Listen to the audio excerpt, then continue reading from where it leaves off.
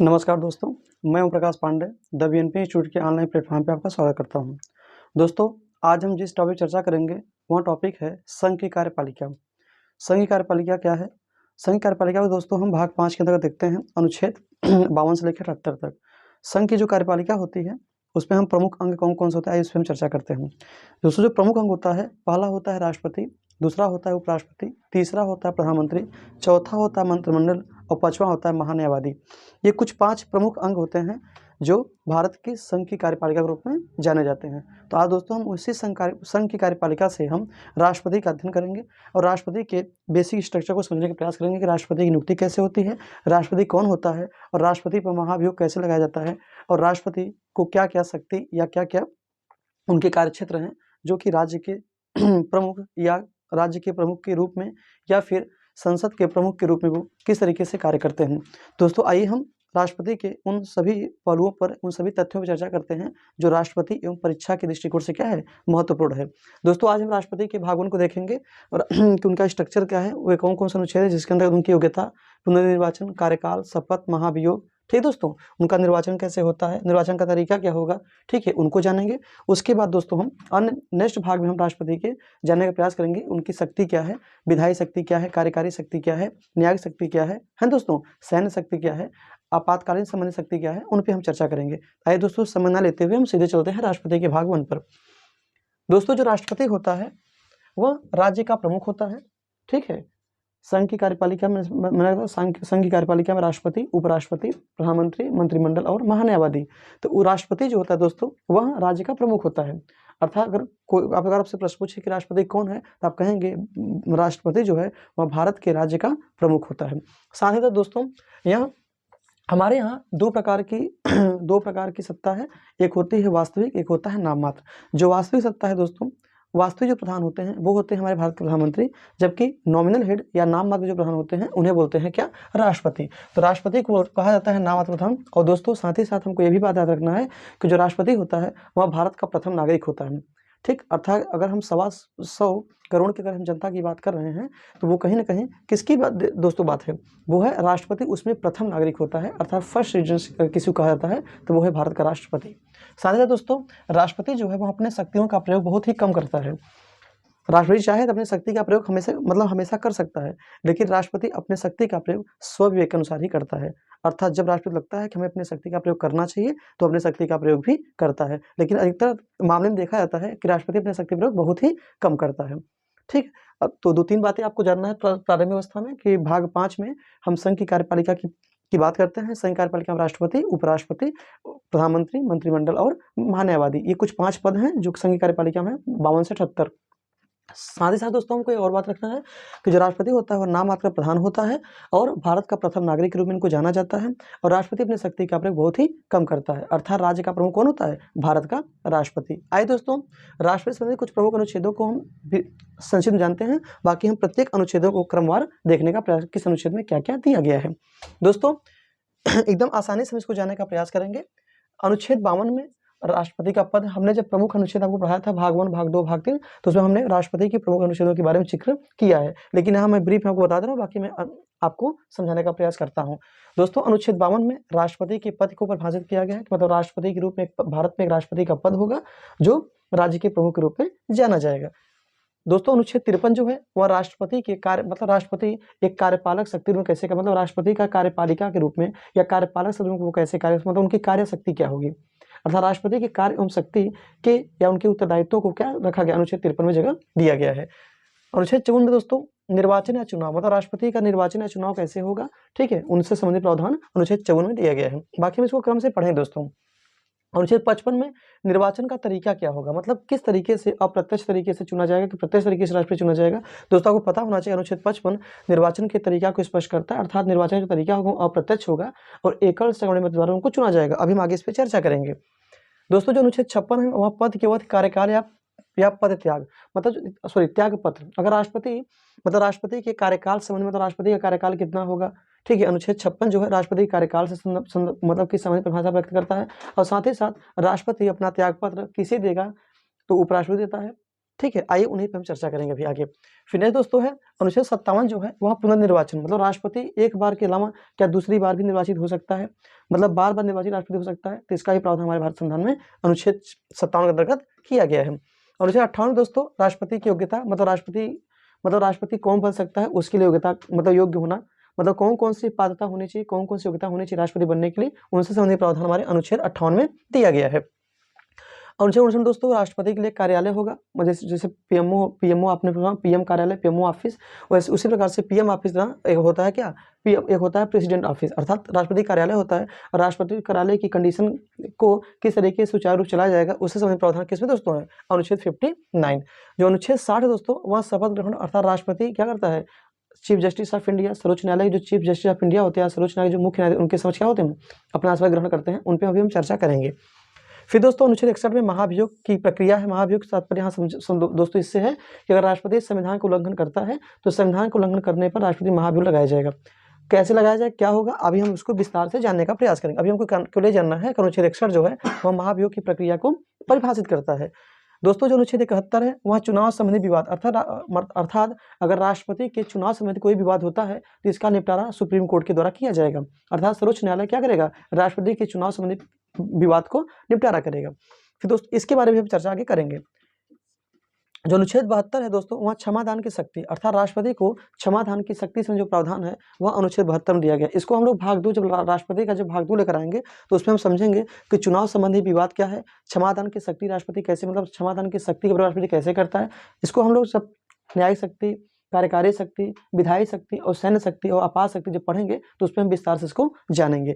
दोस्तों उसके बाद अनुच्छेद जो 85 है वह मतलब कि राष्ट्रपति सत्र बुलाना, राष्ट्रपति का क्या कार्य होता है, सत्र बुलाना, सत्रावसान करना एवं लोकसभा को भंग करने का काम किसके द्वारा होता है दोस्तों, राष्ट्रपति द्वारा किया जाता है। ठीक है, साथ ही दोस्तों अनुच्छेद जो 108 है संयुक्त अधिवेशन, जब साधारण विधेयक को लेकर अगर दोनों सदन के बीच क्या हो, विवाद की स्थिति उत्पन्न हो जाए या असमंजस स्थिति उत्पन्न हो जाए, तो ऐसे में क्या होता है, मतभेद की स्थिति उत्पन्न हो जाए तो राष्ट्रपति द्वारा संयुक्त अधिवेशन को बुलाया जाता है और संयुक्त अधिवेशन की अध्यक्षता लोकसभा के स्पीकर द्वारा किया जाता है। इसलिए क्योंकि जो राष्ट्रपति होता है वह संसद का तो अभिन्न अंग होता है लेकिन वह लोकसभा का सदस्य नहीं होता है। यही कारण है कि संयुक्त अधिवेशन बुलाने का काम राष्ट्रपति को होता है जबकि उसकी अध्यक्षता लोकसभा के स्पीकर द्वारा संपन्न होता है।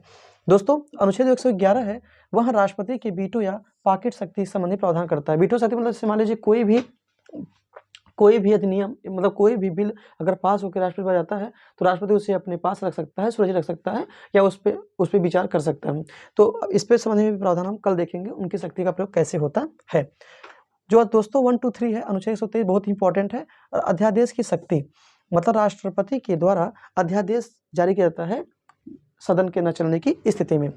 दोस्तों 143 जो है वह परामर्श लेने की शक्ति राष्ट्रपति देता है, मतलब कि सुप्रीम कोर्ट के जो चीफ जस्टिस ऑफ इंडिया हैं, राष्ट्रपति चाहे तो 143 अनुच्छेद का प्रयोग करके मतलब कि सुप्रीम कोर्ट के चीफ जस्टिस ऑफ इंडिया से परामर्श ले सकता है, लेकिन वह परामर्श मानने के लिए बाध्य नहीं होगा। मतलब राष्ट्रपति चाहे तो सुप्रीम कोर्ट के जज से क्या होता है, परामर्श ले सकता है, लेकिन परामर्श मानने के लिए बाध्य नहीं है। अनुच्छेद 352 राष्ट्रीय आपात आपने पढ़ा होगा, राष्ट्रीय आपात संबंधी प्रावधान किया गया है, मतलब नेशनल इमरजेंसी। ठीक है, और साथ ही साथ 356 जो है वो राष्ट्रपति या शासन, और अगर किसी भी राज्य में संवैधानिक तंत्र विफल हो जाता है तो उस स्थिति में क्या होता है कि राष्ट्रपति शासन जारी किया जाता है अनुच्छेद 356 तहत। और दोस्तों 360 में राष्ट्रपति द्वारा वित्तीय आपात की घोषणा की जाती है। फिलहाल अभी तक ऐसा नहीं हुआ भारत में कि कभी भी वित्तीय आपात की घोषणा राष्ट्रपति द्वारा की गई हो, लेकिन वित्तीय आपात का भी प्रावधान हमारे भारत संविधान में 360 के अंतर्गत किया गया है। उसके बाद दोस्तों 263 की बात हम करेंगे और 263 में आपका आएगा, और साथ ही साथ 280 में आपके वित्त आयोग संबंधी प्रावधान भी देखने को मिलेगा। और बहुत सारे ऐसे आयोग हैं जिनकी नियुक्ति या गठन राष्ट्रपति द्वारा किया जाता है। हम उन संदर्भों में पढ़ेंगे उनको। अभी फिलहाल हमको प्रमुख बिंदुओं पर चर्चा करना। ये प्रमुख हमारे अनुच्छेद हैं जो राष्ट्रपति के से शक्ति से संबंधित प्रावधान करता है या राष्ट्रपति संबंधी प्रावधान करता है। आइए हम प्रत्येक अनुच्छेदों को और उनके तौर तरीके को जो कि राष्ट्रपति संबंधित है उनको जानने का प्रयास करते हैं। दोस्तों आपको पता होगा अनुच्छेद 54 मैंने अभी आपसे बताया कि अनुच्छेद 53 उनके कार्य शक्ति बारे में चर्चा करेंगे कब दोस्तों, जब हम सेकेंड भाग लेकर आएंगे। अभी हम केवल प्रथम भाग को देखेंगे। राष्ट्रपति के प्रथम भाग में हमने कुछ प्रमुख तत्वों को लिया है, प्रमुख विचारों को लिया है और प्रमुख उन मूल बेसिक चीज़ों को लिया है जो राष्ट्रपति से संदर्भित है, जो हमको और आपको पता होना चाहिए, और फिर उनकी शक्तियों के कार्य को हम कल जानेंगे सेकंड भाग में। ठीक दोस्तों, तो पेशेंस रखिएगा, घबराने की आवश्यकता नहीं है। तो दोस्तों जैसा कि हम कह रहे हैं निर्वाचन या चुनाव, जो निर्वाचन और चुनाव की प्रक्रिया उसे अनुच्छेद 54 में, मतलब राष्ट्रपति का चुनाव कैसे होगा, राष्ट्रपति कैसे निर्वाचित किया जाएगा, उनसे संबंधित जो प्रावधान दोस्तों अनुच्छेद 54 में कहा गया है। अर्थात अनुच्छेद 54 राष्ट्रपति की निर्वाचन या चुनाव संबंधी प्रावधान करता है। निर्वाचन किस आधार पर होगा दोस्तों, आइए बहुत अच्छे समझने का प्रयास करते हैं, बहुत ही सरल तरीके से। दोस्तों जो राष्ट्रपति का चुनाव होता है वह अप्रत्यक्ष विधि के द्वारा होता है, अर्थात इनडायरेक्ट होता है। जैसे आपको पता होगा कि जैसे आप सभी हम सभी जो भी वीडियो देख रहे हैं या जो भी पढ़ाई लिखाई किए होंगे इस क्षेत्र में, जिनका भी पॉलिटिकल साइंस भी रहा होगा या फिर अन्य जो कॉम्पिटिटर होंगे, वो कहीं ना कहीं थोड़ा बहुत जानकारी उनके पास होगा। अप्रत्यक्ष मतलब होता है कि मतलब जिनका चुनाव डायरेक्ट जनता के द्वारा ना हो, मतलब जनता उनका प्रतिनिधि नहीं होगा, मतलब जनता जिस प्रतिनिधि को चुनकर भेजेगा लोकसभा, राज्यसभा या विधानसभा में, वे सदस्य क्या होंगे, राष्ट्रपति के चुनाव में भाग लेंगे। अर्थात डायरेक्ट राष्ट्रपति को जनता नहीं चुन सकती है।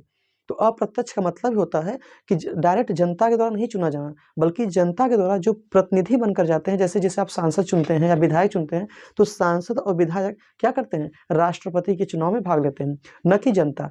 भारत की जनता का कहें तो भाई चुनाव जनता का ही है, लेकिन डायरेक्ट जनता राष्ट्रपति को नहीं चुनती है, बल्कि राष्ट्रपति को चुनने में सांसद और विधायक का हाथ होता है, जबकि सांसद और विधायक को चुनने में भारत की जनता का, क्योंकि भारत की जनता क्या है दोस्तों, सर्वोपरि है।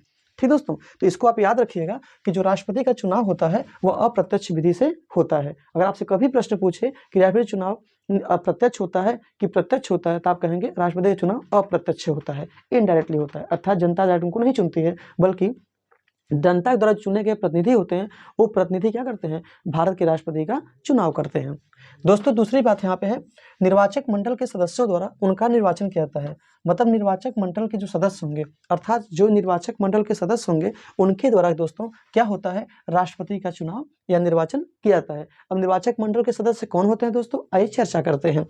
आपको पता होगा कि भारत में संसद है, संसद में क्या है दोस्तों, लोकसभा है, राज्यसभा है, और आपको पता होगा राज्यों में विधानसभा होता है। तो लोकसभा, राज्यसभा, विधानसभा दिल्ली, पुदुचेरी और जम्मू कश्मीर के, मतलब जो केंद्र शासित प्रदेश हैं, उनके विधानसभा के सदस्य होंगे। दोस्तों फिर से समझते हैं चीज़ों को, अच्छे से समझने का प्रयास करिए। निर्वाचक मंडल के सदस्यों द्वारा उनका निर्वाचन, किसका, राष्ट्रपति का निर्वाचन होता है, किसके द्वारा, निर्वाचक मंडल के सदस्यों द्वारा।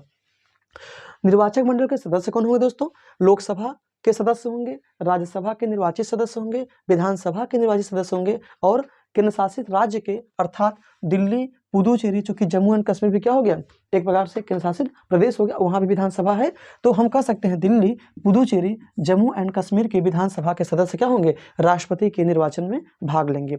अब दोस्तों ये कौन है जो भाग लेंगे, कौन कौन, लोकसभा, राज्यसभा, विधानसभा, दिल्ली, पुदुचेरी और जम्मू कश्मीर के विधानसभा के निर्वाचित सदस्य क्या होंगे, राष्ट्रपति के चुनाव भाग लेंगे। अब भाग कौन नहीं लेगा, आइए उस पर चर्चा करते हैं। दोस्तों केवल निर्वाचित सदस्य ही भाग लेंगे, इसको आप मैंने चर्चा कर ही लिया कि जो निर्वाचित सदस्य होंगे, लोकसभा, राज्यसभा, विधानसभा, दिल्ली, पुदुचेरी, जम्मू कश्मीर के जो निर्वाचित सदस्य होंगे वही केवल भाग लेंगे। अब दोस्तों भाग कौन नहीं लेगा, ये उस पर चर्चा करते हैं। दोस्तों आपको पता होना चाहिए कि सभी राज्यों में विधान परिषद क्या है, अभी आगे हम चर्चा करें इसकी विस्तार से कि विधान परिषद क्या है, विधानसभा क्या है। अभी केवल हमको राष्ट्रपति के संदर्भ में जानना है, इसलिए हमको इसकी आवश्यकता पड़ रही है। तो जो विधान परिषद है, विधान परिषद क्या है, जिस प्रकार से भारत में राज्यसभा स्थायी सदन है, वैसे ही राज्यों में विधान परिषद क्या स्थायी। हाँ दोस्तों एक बात और आपको जानना है कि राज्यसभा स्थायी सदन है, इसे कभी भी समाप्त नहीं किया जा सकता है, लेकिन जो विधान परिषद है वह राज्यों पर निर्भर करता है। राज्य चाहे तो विधान परिषद को रख सकता है, राज्य चाहे तो विधान परिषद को नहीं रख सकता है। लेकिन ये आपको बात याद रखना, कभी कोई प्रश्न पूछता है कि ऐसा कौन सा सदन है जिसको भंग नहीं कर सकता है लेकिन उसको हटाया जा सकता है, तो वह है राज्य का विधान परिषद, जिसे कभी भी भंग नहीं कर सकता है, क्योंकि वह स्थायी सदन है, लेकिन उसे राज्यों के इच्छा पर निर्भर करता है कि राज्य चाहे तो विधान परिषद को रखे, चाहे तो उसे हटा दे। तो दोस्तों इसको याद रखना है। तो यही संदर्भ बात है कि विधान परिषद को अधिकार नहीं है कि वह राष्ट्रपति के चुनाव में शामिल हो, मतलब राष्ट्रपति के चुनाव में विधान परिषद के सदस्यों को अर्थात विधान परिषद को शामिल होने का कोई औचित्य नहीं दिया गया भारत संविधान में। अर्थात विधान परिषद के सदस्य राष्ट्रपति के चुनाव या विधान परिषद सिंपल में देखें तो विधान परिषद को अधिकार नहीं है कि वह राष्ट्रपति के चुनाव में भाग ले, पहली बात। दूसरी बात दोस्तों, मनोनीत सदस्य भी इनके निर्वाचन में भाग नहीं लेते हैं। मनोनीत मतलब होता है, आपको पता होगा कि लोकसभा में राष्ट्रपति द्वारा 2 सदस्यों को, जबकि क्या कहते हैं कि राज्यसभा में 12 सदस्यों को राष्ट्रपति क्या करता है, मनोनीत करता है। साथ ही साथ आपको पता होगा राज्यों में, राज्य विधानसभा में मनोनीत एक-एक सदस्य मनोनीत होते हैं। ठीक इसी प्रकार से केंद्र शासित प्रदेशों में भी मनोनीत सदस्य होते हैं। तो हम कहने का मतलब यह है कि जितने भी मनोनीत सदस्य हैं, चाहे वो लोकसभा में हो, चाहे राज्यसभा में हो, चाहे विधानसभा में हो, चाहे जम्मू कश्मीर, दिल्ली या पुदुचेरी की विधानसभा में मनोनीत सदस्य होंगे, वे भी राष्ट्रपति के चुनाव में भाग नहीं लेंगे। तो मैं बार-बार रिपीट कर रहा हूँ दोस्तों, सिंपल अगर एक लाइन चलना चाहें तो वो मनोनीत सदस्य जो भी मनोनीत सदस्य होंगे, वे राष्ट्रपति के निर्वाचन में या चुनाव में भाग नहीं लेंगे। तो दोस्तों ये 2 बातें थी जो बहुत इंपॉर्टेंट है। तीसरी बात जो दोस्तों को जानना है वो ये है कि जब कोई सभा विघटित हो गई हो तो उसके सदस्य भी राष्ट्रपति के निर्वाचन में या चुनाव में भाग नहीं ले सकते हैं। जैसे दोस्तों क्या होता है, जैसे मान लीजिए राज्य है, कोई राज्य है, ठीक है, और वहाँ का जो विधानसभा विघटित हो गया है। जैसे मान लीजिए यूपी है, यूपी का विधानसभा किसी कारणवश क्या होगा, विघटन हो गया उसका, मतलब वो सदन उसका नहीं चल रहा हो। तो जब सदन का विघटन हो जाए तो ऐसे दिन क्या होता है दोस्तों, तो ऐसे दिन का था उस सभा के, जो सभा विघटित की गई है, उस सभा के सदस्य राष्ट्रपति के निर्वाचन में भाग नहीं लेंगे। ये हमको यह बात पता होना चाहिए। अर्थात सिंपल में अगर देखा जाए तो जब कोई भी सभा विघटित हो गई हो तो उसके सदस्य भी राष्ट्रपति के निर्वाचन में भाग नहीं ले सकते हैं। ये बहुत इंपॉर्टेंट है, कभी प्रश्न से पूछ भी सकता है। दोस्तों एक और बात हमको जानना है, जो राष्ट्रपति का चुनाव होता है उसे हम एकल हस्ताक्षरीय मत या एकल संवरण मत भी कहते हैं। मतलब जिसे हम अप्रत्यक्ष निर्वाचन कहते हैं। तो अप्रत्यक्ष निर्वाचन को अगर देखा जाए तो एक और भी नाम जानते हैं इसको, एकल हस्तांतरणीय मत या एकल संक्रमणीय मत भी इसको कहते हैं। ठीक है, अर्थात इसको समझने का प्रयास करते हैं कि जब अप्रत्यक्ष या गुप्त मतदान द्वारा राष्ट्रपति का आनुपातिक प्रतिनिधित्व के अनुसार होता है। मतलब अगर सिंपल देखा जाए तो जो राष्ट्रपति का चुनाव होता है वह अप्रत्यक्ष रूप में होता है और गुप्त मतदान के द्वारा होता है। कैसा होता है दोस्तों, गुप्त मतदान द्वारा राष्ट्रपति का चुनाव होता है। कैसे, आनुपातिक प्रतिनिधित्व के अनुसार होता है। ठीक दोस्तों, और अनुपातिक प्रतिनिधित्व के अनुसार कैसे होगा दोस्तों, आइए उस पर हम चर्चा करते हैं। आपको पता होगा दोस्तों कि कुछ निश्चित मतों का भाग होता है। मतलब निश्चित मतों का भाग से मतलब यहाँ है कि कुल वैध मत होंगे। कुल वैध मत में हम क्या करते हैं, कुल वैध मत में हम अगर 1+1 ठीक और +1, इसको समझने का प्रयास करेंगे। अभी हम कुछ बिंदुओं को जानने के बाद, पहले हम कुछ बिंदुओं को देखते हैं, उसके बाद हम इस तथ्यों को समझते हैं, जिससे कि आपको समझना आसान हो जाए। अभी हम इस पॉइंट को यहाँ रोकते हैं। आइए देखते हैं यहाँ पे। आपको पता होगा दोस्तों कि अनुच्छेद जो 55 है वह निर्वाचन के तरीका को बताता है कि निर्वाचन का तरीका क्या होगा राष्ट्रपति के। चूंकि जनता द्वारा नहीं चुना जा रहा है, चूंकि प्रतिनिधि के माध्यम से राष्ट्रपति का चुनाव हो रहा है, जो कि जनता के प्रतिनिधि हैं। अब दोस्तों जो जनता के प्रतिनिधि के द्वारा जब किसी भी राष्ट्रपति का निर्वाचन होगा भारत में अनुच्छेद 55 के तहत, तो वो कैसा, उनका तरीका क्या होगा, ठीक है, उनके नियम क्या होंगे, आइए देखते हैं। अब चूंकि राष्ट्रपति निर्वाचन दोस्तों कैसा होता है, अप्रत्यक्ष चुनाव होता है, ठीक है, इनडायरेक्ट इलेक्शन होता है इनका। दूसरी बात हमको जानना है, अभी हमने क्या पढ़ा कि जो राष्ट्रपति का चुनाव होता है वह समानुपातिक प्रतिनिधित्व प्रणाली के माध्यम से होता है। ठीक है, समान अनुपात में क्या होगा, प्रतिनिधि उसमें शामिल होंगे। आइए देखते हैं। आपको पता होगा कि संघ और राज्य, संघ में कुल सांसदों की संख्या दोस्तों वो है 776, जबकि राज्यों में कुल जो विधायक हैं वो है 4123, मतलब 4123 सदस्य मतलब विधायक है राज्यों में, जबकि संघ में 776 सांसद भाग लेते हैं। ठीक दोस्तों, 776, आपको पता होगा 233 और 543, ठीक है, 543 और 233 मिले क्या होता है दोस्तों, 776 सांसद होते हैं। ठीक, इनका जो वोट होता है दोस्तों, वो सामान्यतः मतलब दोनों में जो होता है वोट जो होता है 708 वोट या मत माना गया है बराबर करके। दोस्तों हम चर्चा करते हैं कि ये जो समानुपातिक प्रणाली है इसके तहत किस प्रकार से विधायक के मत होते हैं और किस प्रकार सांसद मत होते हैं और वे किस तरीके से भारत के राष्ट्रपति में के चुनाव में शामिल होते हैं। आइए देखते हैं। आपको पता होगा दोस्तों कि राज्य के प्रत्येक विधानसभा से, जो राज्य का विधानसभा है, राज्य के जितने राज्य हैं उनके प्रत्येक विधानसभा से एक विधायक के मत का मूल्य देखा जाता है कि एक विधायक के मत का मूल्य क्या होगा। दोस्तों एक विधायक के जो मत का मूल्य होता है एक विधायक के मत का मूल्य हम कैसे निकालते हैं, आइए उस पर चर्चा करते हैं। अगर कभी भी आपसे कोई प्रश्न पूछे कि बताइए राज्य के प्रत्येक विधानसभा से राष्ट्रपति के चुनाव हेतु विधायक के मत का मूल्य हम कैसे निकालेंगे, तो जब हम किसी भी राज्य के विधायक के मत का मूल्य निकालेंगे दोस्तों, तो आपको पता होना चाहिए कि किसी भी राज्य की कुल जनसंख्या कितनी है। तो राज्य की कुल जनसंख्या बटे राज्य विधानसभा के निर्वाचित कुल सदस्य। ठीक है दोस्तों, जब भी आपसे पूछे कि एक विधायक के मत का मूल्य हम कैसे प्राप्त करेंगे, तो आप बताएंगे कि राज्य की कुल जनसंख्या बटे राज्य विधानसभा के निर्वाचित कुल सदस्य गुणुत्ते 1/1000, अर्थात राज्य की कुल जनसंख्या बटे राज्य विधानसभा के निर्वाचित कुल सदस्य इंटू 1/1000, 1/1000, अर्थात राज्य की जनसंख्या में जब हम राज्य विधानसभा के कुल निर्वाचित सदस्यों से भाग देते हैं, जो संख्या बचता है उससे 1000 भाग देने से क्या होता है कि संख्या जो होता है वो कम हो जाता है, मतलब छोटे में हो जाता है। ठीक, अधिक संख्या ना व्यक्त होने पर इसलिए उसे क्या करते हैं, 1/1000 से भाग देते हैं। तो ये प्रक्रिया क्या होती है, एक विधायक के मत के मूल्य को बताता है। अब दोस्तों, अब हम संसद के प्रत्येक सदन से, आपको पता होगा कि संसद के जो प्रत्येक सदन होते हैं उनके मत का जो होता है मैक्सिमम बराबर ही देखने को मिलता है। तो एक सांसद के मत का मूल्य, एक जो सांसद है उनके मत का मूल्य कैसे निकालेंगे दोस्तों, सिंपल में जानना है, कुल विधायकों का मत मूल्य। जैसे मान लीजिए प्रत्येक राज्य से एक विधायक मत आए, तो कितने विधायक हैं, 123 विधायक है, 4123। तो 4123 विधायकों का जो मत होगा, तो कुल विधायकों का जो मत मूल्य है उसको अपान में क्या करना है, निर्वाचित सांसदों की कुल सदस्य संख्या, वहां पे क्या था, राज्य की कुल जनसंख्या बटे राज्य विधानसभा के निर्वाचित कुल सदस्य इंटू 1/1000। लेकिन जब संसद निकालेंगे तो सांसद के लिए क्या प्रक्रिया है कि कुल विधायकों, जो विधायक का मत आया है, तो कुल सभी राज्यों के कुल विधायकों का मत बटे क्या होगा दोस्तों, निर्वाचित सांसदों की कुल सदस्य संख्या, जो सांसद हैं जो निर्वाचित होकर आए हैं उनकी सदस्य संख्या क्या है, उससे भाग देने पर एक सांसद के मत का मूल्य हमें प्राप्त हो जाता है। अब दोस्तों ये था क्या, मत जो अपने मत का प्रयोग करेंगे कब, गुप्त मतदान के रूप में। अब दोस्तों आइए हम इस पॉइंट को चर्चा करते हैं। इस पे कहा गया है निश्चित मतों का भाग अर्थात कुल वैध मत, मतलब जो वैध मत है, कुल वैध मतों में अगर हम 2 से भाग दे दें तो जो भी मत प्राप्त होगा उसमें 1 जोड़ने पर हम राष्ट्रपति के चुनाव में, मतलब राष्ट्रपति क्या करता है, राष्ट्रपति को हम विजय घोषित करते हैं। अगर इस निश्चित मत का भाग राष्ट्रपति को प्राप्त नहीं होता है तो वह भारत का राष्ट्रपति चुनने योग्य नहीं माना जाता है। देखिए दोस्तों, मतदान कैसे होता है, आइए समझते हैं मतदान की प्रक्रिया को।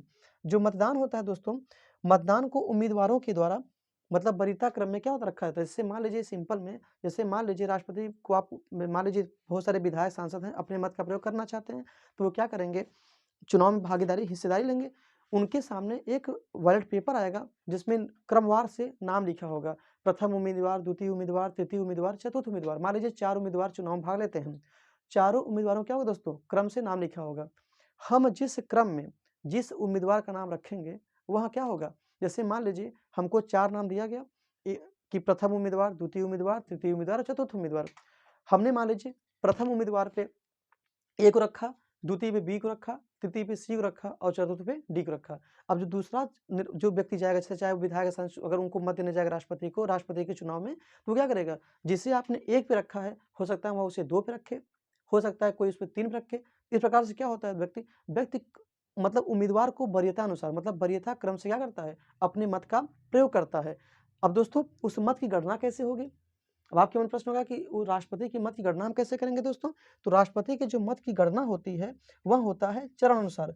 जैसे मान लीजिए प्रथम चरण में क्या हुआ, मत की गणना की जा रही है, तो जिसने प्रथम वरीयता पे राष्ट्रपति मतलब जिसका नाम मान लीजिए प्रणब मुखर्जी हैं या रामनाथ कोविंद जी हैं, तो रामनाथ कोविंद और प्रणब मुखर्जी दोनों मान लीजिए चुनाव लड़ते हैं, सपोज दैट, तो दोनों चुनाव लड़ते हैं, तो प्रथम स्थान पे प्रणब मुखर्जी कितने, मतलब प्रथम चरण का चुनाव देखेंगे तो देखा जाएगा कि प्रथम वरीयता क्रम में प्रणब मुखर्जी को कितने मत मिले हैं और द्वितीय मतलब कि द्वितीय वरीयता क्रम में वो रामनाथ कोविंद जी को कितने मत मिले हैं। तो हम ये देखेंगे कि दोनों में से वरीयता क्रम में जिसको सबसे ज़्यादा मत मिला होगा, अब ये नहीं है कि जिसको सबसे ज़्यादा मत मिल गया तो वो जीत गया, ऐसे नहीं होगा। वैध मत, जो वैध मत रखे गए हैं, वैध मत +1 की स्थिति होगी तभी वो चुनाव जीतेंगे। ऐसा नहीं कि वो कोई अगर किसी से मान लीजिए हम 3400 मत पा गए, कोई 3401 मत पा गया तो हम विजयी घोषित हो गया, ऐसा नहीं है। राष्ट्रपति के चुनाव में क्या होगा, एक निश्चित भाग होगा, निश्चित मतों का भाग अर्थात कुल वैध मत में 2 से भाग देने पर +1 करने पर ही राष्ट्रपति को विजयी घोषित माना जाएगा। तो दोस्तों इस प्रकार से क्या होता है कि मतदान को उम्मीदवारों के नाम वरीयता क्रम में रखना होता है, अर्थात जैसे 1, 2, 3, 4 आदि। और दोस्तों चरण अनुसार, जैसे मान लीजिए पहले चरण में मतदान की गणना हो गई, कोई भी मतलब योग्य, मतलब कोई भी योग्य व्यक्ति नहीं मिल पाया जो वैध मतों को, मतलब निश्चित मतों को पाता हो।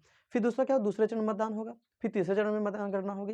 इस प्रकार से हर तब तक ये मतगणना होती रहेगी जब तक कोई व्यक्ति क्या करेगा, इस निश्चित मतों के भाग को नहीं प्राप्त कर लेगा। और जब कोई राष्ट्रपति इस निश्चित मतों के भाग को प्राप्त करता है तो वह भारत के राष्ट्रपति रूप में क्या होता है, घोषित होता है।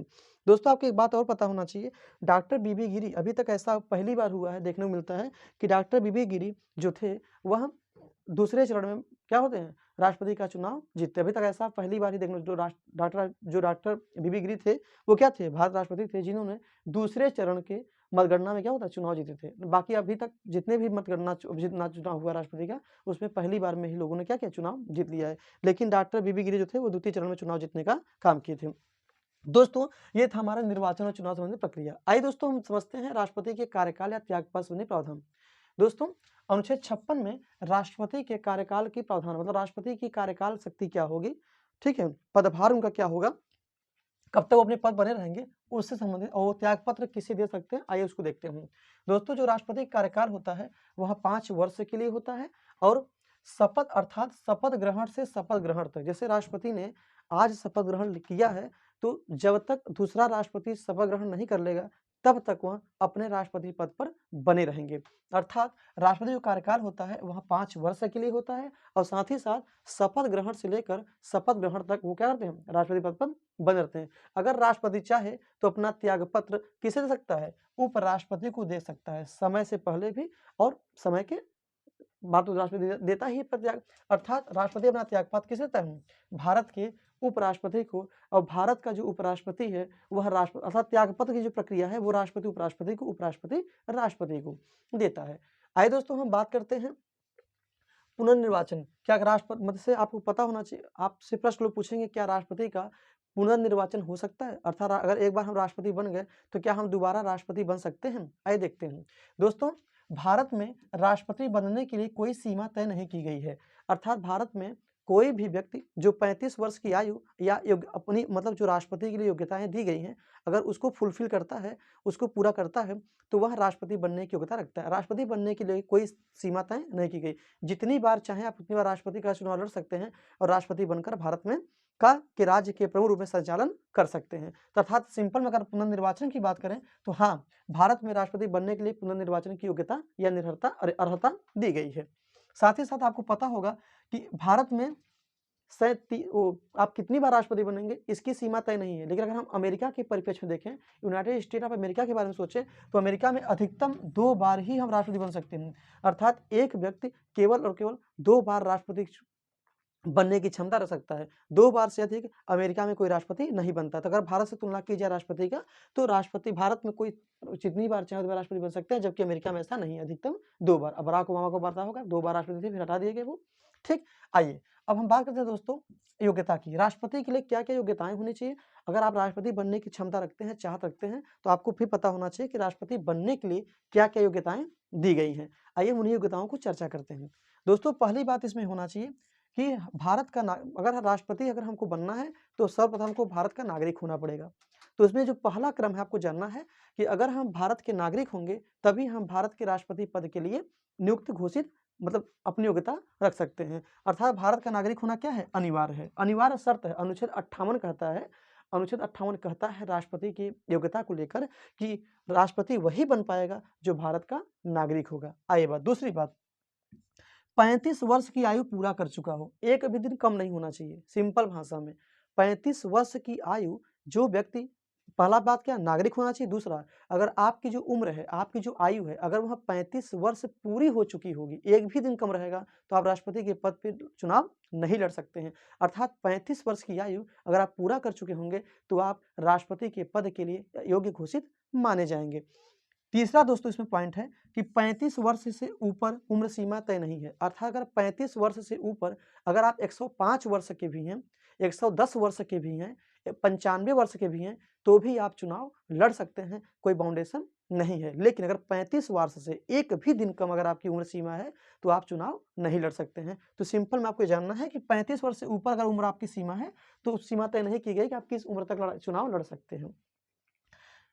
अब यहाँ दोस्तों एक बात और याद रखना है कि लोकसभा का सदस्य बनने की क्षमता रखता हो, मतलब जो भारत के, अगर आप भारत का राष्ट्रपति बनना चाहते हैं तो आपको अंदर लोकसभा का सदस्य बनने क्या हो, आप योग्य हो। अगर आप लोकसभा के सदस्य बनने योग्य नहीं है तो आप भारत के राष्ट्रपति के लिए योग्य या अर्ह नहीं माने जाएंगे।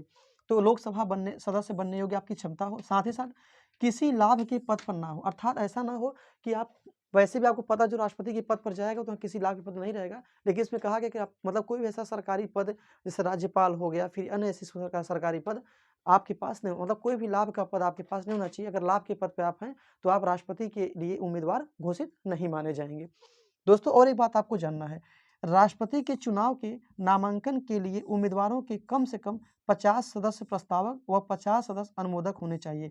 मतलब अगर राष्ट्रपति अपना नामांकन भरने जा रहा है, चुनाव लड़ने जा रहा है, तो उसके सहयोग के रूप में 50 प्रस्तावक और 50 अनुमोदक सदस्य होने अनिवार्य हैं। अगर 50 प्रस्तावक और 50 अनुमोदक सदस्य नहीं है तो राष्ट्रपति के पद के लिए वह अपना नामांकन नहीं भर सकता है। ठीक है, तो राष्ट्रपति के चुनाव के लिए अगर वो नामांकन भरना चाहता है तो अगर राष्ट्रपति के उम्मीदवार के रूप में वो चुनाव लड़ना चाहता है तो उसके पास कम से कम 50 प्रस्तावक और 50 अनुमोदक होने चाहिए उसके समर्थन। को पता होना चाहिए कि 1997 तक 10 और 10 प्रस्तावक, अर्थात 10 प्रस्तावक और 10 अनुमोदक के रूप में क्या होना चाहिए, राष्ट्रपति के समर्थन के रूप में होने चाहिए थे। ठीक दोस्तों, तो 1997 में यह नियम आया, मतलब नियम था कि 10 प्रस्तावक और 10 अनुमोदक के रूप में समर्थक मिलना चाहिए। लेकिन दोस्तों 1997 में इसको परिवर्तन कर दिया गया और 50 10 अनुमोदक और 50 प्रस्तावक के रूप में क्या होंगे, राष्ट्रपति चुनाव के नामांकन में उम्मीदवार को का समर्थन करेंगे।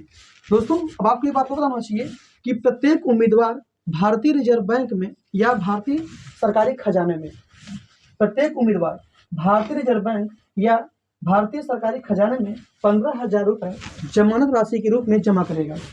अर्थात अगर वह राष्ट्रपति के रूप में चुनाव लड़ना चाह रहा है या राष्ट्रपति के उम्मीदवार के रूप में वो क्या करना चाह रहा है, चुनाव लड़ना चाह रहा है, तो उसे प्रत्येक मतलब उस उम्मीदवार को भारतीय रिजर्व बैंक में या सरकारी खजाने में 15,000 रुपए जमानत राशि के रूप में जमा करना होगा।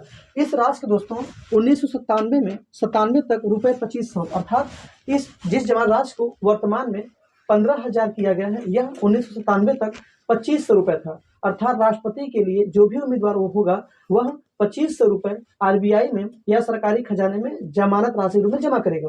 लेकिन 1997 के बाद इसमें परिवर्तन कर दिया गया और कह क्या दिया गया कि आप क्या करेंगे, 15,000 रुपए जमानत राशि के रूप में भारतीय रिजर्व बैंक या सरकारी खजाने में जमानत राशि के रूप में जमा करेंगे।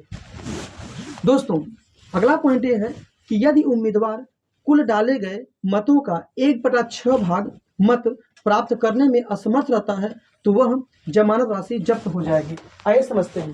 जैसे मान लीजिए कोई भी उम्मीदवार है जो राष्ट्रपति के चुनाव मतलब कि चुनाव लड़ रहा है, अगर वह जितने भी मत डाले गए हैं, मतलब जो भी मत डाले गए हैं, तो उस डाले गए मत का 1/6 भाग राष्ट्रपति को पाना अनिवार्य है। जो राष्ट्रपति उम्मीदवार के लिए क्या है, चुनाव लड़ रहे हैं, अगर वो कुल डाले गए मत का 6वां हिस्सा या 6वां भाग प्राप्त करने में असमर्थ होते हैं, असफल होते हैं, तो उनकी जो जमानत राशि आरबीआई या सरकारी खजाने के पास रखी गई है वह जब्त कर ली जाएगी। अर्थात उनकी जमानत राशि क्या हो जाएगी, जब्त कर ली जाएगी, जो उन्होंने कहाँ रखा है, सरकारी खजाने या आरबीआई के पास रखा है। तो सिंपल में समझना आपको है कि यदि उम्मीदवार कुल डाले गए मतों का 1/6 भाग मत प्राप्त करने में असफल रहता है, असमर्थ रहता है, तो उसकी जमानत राशि क्या हो जाएगी, जब्त कर दी जाएगी, जब्त मान ली जाएगी। दोस्तों ये थे कुछ राष्ट्रपति के अनुच्छेद 58 के योग्यता से संबंधित प्रावधान। आइए दोस्तों हम चर्चा करते हैं कि राष्ट्रपति शपथ किसके समक्ष अपना शपथ ग्रहण करते हैं।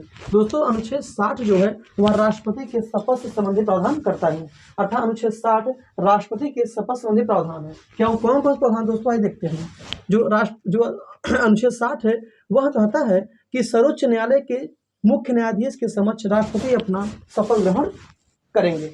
अर्थात राष्ट्रपति मुख्य न्यायाधीश के समक्ष, मतलब जो सर्वोच्च न्यायालय के मुख्य न्यायाधीश हैं, chief justice of India in supreme court में जो चीफ जस्टिस ऑफ इंडिया होंगे उनके समक्ष राष्ट्रपति अपना शपथ लेंगे। साथ ही साथ दोस्तों आपको एक बात और पता होना चाहिए, कभी कभी क्या होता है कि मान लीजिए राष्ट्रपति का शपथ समारोह हो और उस समय भारत का जो चीफ जस्टिस ऑफ इंडिया होगा वह उपलब्ध ना हो अथवा वह भारत में उपस्थित ना हो, तो मान लीजिए भारत के बाहर हो या किसी अन्य जगह हो, तो ऐसे में क्या होता है कि जो चीफ जस्टिस ऑफ इंडिया के उपलब्ध ना होने पर अर्थात सुप्रीम कोर्ट के अगर मुख्य न्यायाधीश भारत में उपलब्ध नहीं है, तो उस दिन क्या होगा कि सुप्रीम कोर्ट के वरिष्ठ न्यायाधीश के समक्ष क्या होगा, राष्ट्रपति अपना शपथ लेंगे। अर्थात वरिष्ठ न्यायाधीश मतलब जो सबसे सीनियर जस्टिस होंगे, जज होंगे, उनके सामने क्या होंगे, राष्ट्रपति अपना मतलब अपने उनके समक्ष क्या राष्ट्रपति अपना शपथ लेंगे। दोस्तों ये था अनुच्छेद 60 राष्ट्रपति के शपथ संबंधी प्रावधान करता है।